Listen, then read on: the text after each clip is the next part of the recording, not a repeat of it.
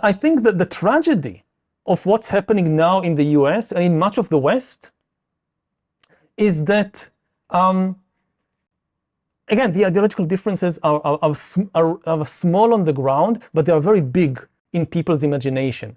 People have fantasies about what the other side is planning to do, which are completely divorced from reality. You know, in the 20th century, you didn't need to fantasize what these communists want to do. They told you. That you listen to somebody like Lenin or Stalin, they tell you, we want to completely abolish private property. It's not a fantasy in the minds of some liberals that this is what the communists want to do. The same thing with the fascists. You just need to listen to Hitler. He literally detailed everything he wanted to do. I'm going to do this and this, and the Jews are a problem, and we're going to do this. I was like, what? I could not believe he published all of that before he rose to power. It was insane. It was in the open. And now much of the kind of gap is mostly in the imagination of people. And the tragedy is that in history, you can get terrible wars. I'm not saying everything that I said now is not like it's not going to be a civil war. It's not going to be civil strife in the... No. The tragedy of history is that very often you get terrible things happening without any good reason at all. That afterwards, when you look back, you ask, what was this all about? Like you think about the wars of religion in Europe in the 16th and 17th century, which, by the way, was part of the reason that people fled Europe to come to the United States. And Protestants and Catholics killing each other by the millions. Like a third of the population of Germany died in the 30 Years' War between Protestants and Catholics. A third of the population. And you look back today, even as a Protestant or a Catholic, and you ask yourself, what was this about? And it's completely incomprehensible. To the people back then, it looked like the most important things in the world. Like whether you believe in this theological view or that theological view, whether you do the Mass with this ritual or with like a very big issue, whether you give the ordinary Christians during Mass only the holy bread or also the wine. And you look back at it, are you going to have a big war over that?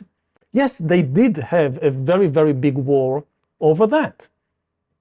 And also people sometimes have big wars over fantasies in their minds. We have now just an example, with the Russian invasion of Ukraine. So Putin had all these fantasies in his mind. For instance, that NATO is threatening Russia. Very simple question. Name the country which was about to invade Russia in 2022.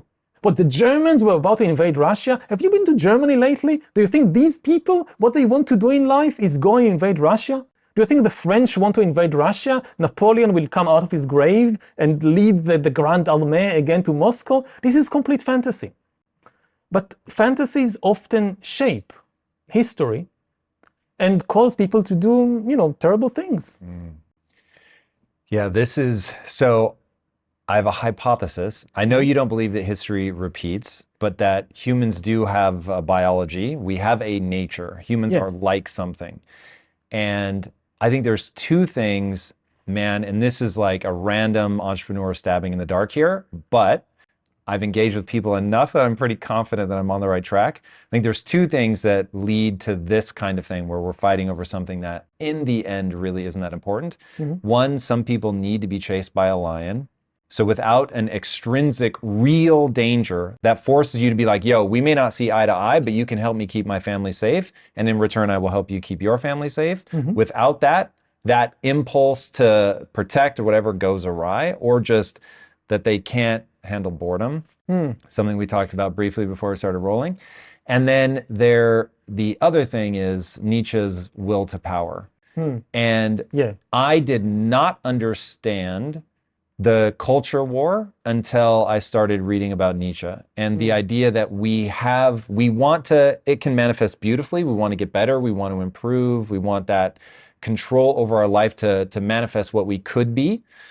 But then there's also the toll booth person that isn't going to let you through if you don't have exact change, because they can. And that they get to feel that sense of, okay, I matter. I have some control over the world.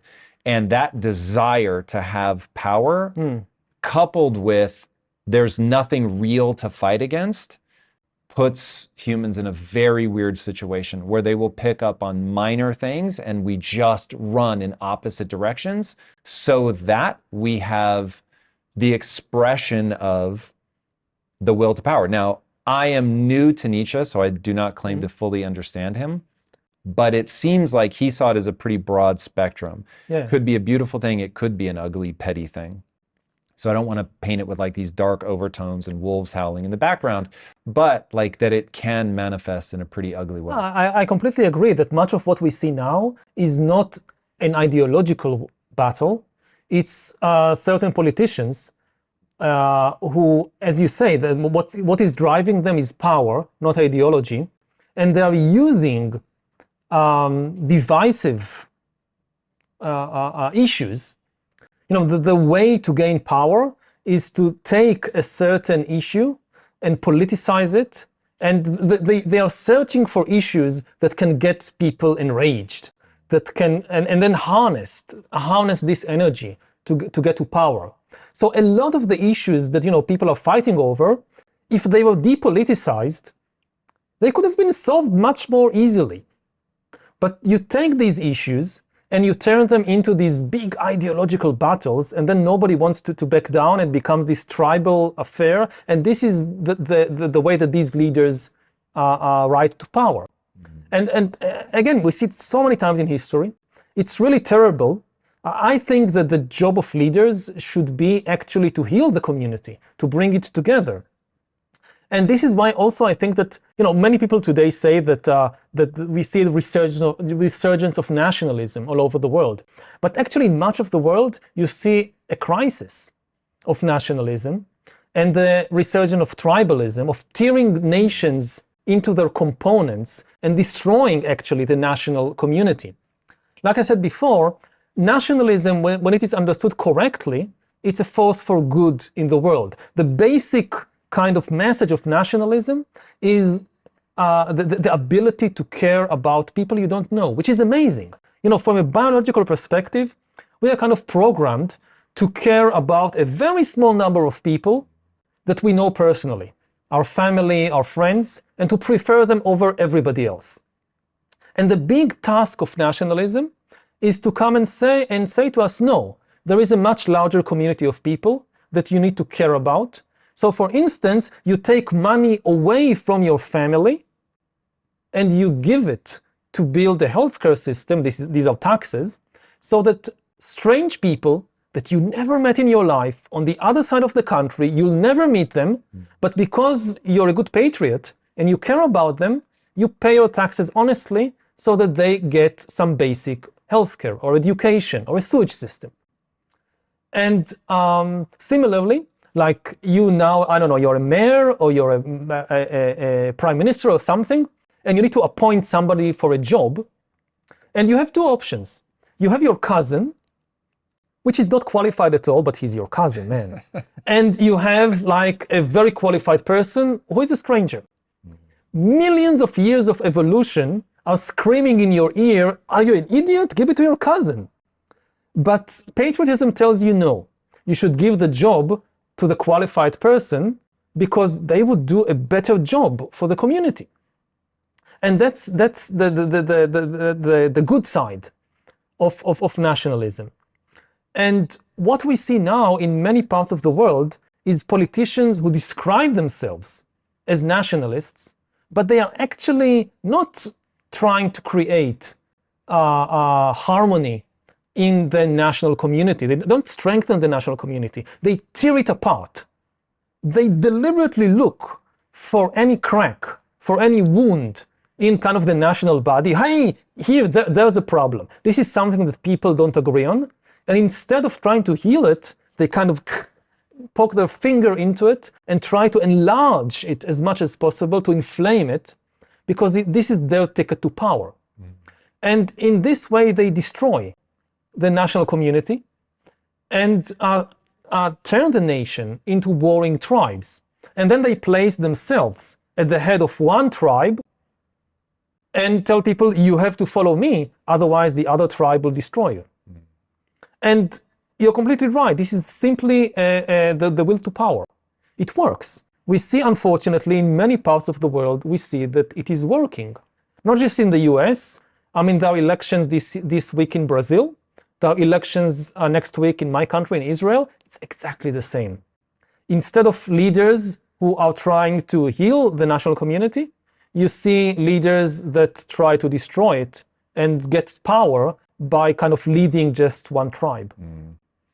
Yeah, this is why, like, I'm a super optimistic guy. As I was saying before we started rolling, like, when it comes to AI, the metaverse, all that stuff, you're going to have to slap me back to reality because I'm so optimistic.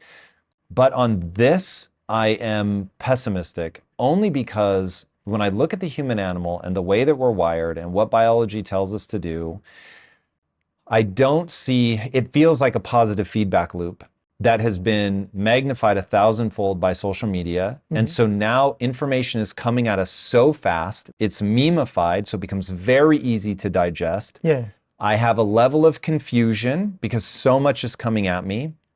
If I feel insecure, nothing, from a biology perspective, nothing is more intoxicating than the certainty of righteous indignation. So the reason that somebody can acquire power by poking at something is they're telling me exactly how to feel about something very concrete. And so it's like, you should hate those people because they have guns. You should hate those people because they believe in abortion. You should hate those people because on and on and on. Yeah.